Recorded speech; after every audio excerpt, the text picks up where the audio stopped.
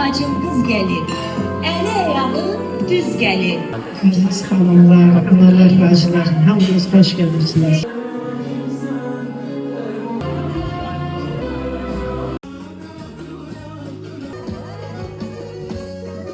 Sabırsızlıkla gözlediğimiz an geldi çattı.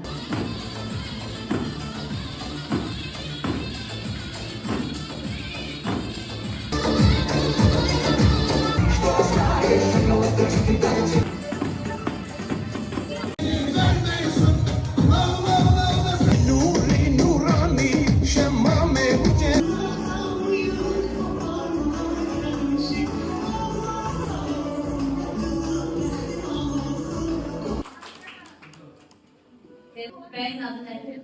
Ayda. Gitti yanıma yanlış gece içiyor seni bu gece düşüyor gece başladı eğlence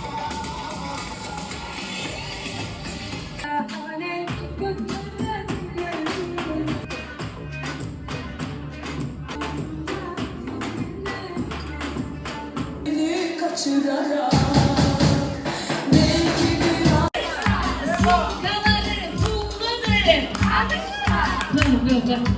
Köşe faldızlarda.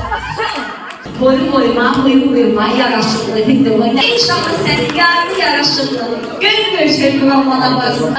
Bir tane şey diyeyim. Atlar olsa biraz geç gelecek. Geç olsun, güç olsun yoksa maşınla gelsin.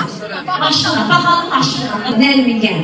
Çöreğinde de inşallah senin şekillerini Instagram'da bakalım like edeyim. Ama ilk iki zamanda gelen ki oğlanın pulu olsun. Şuralarda bağ ev olsun. Antalya'da oteller olsun. Xəzərdə yaxta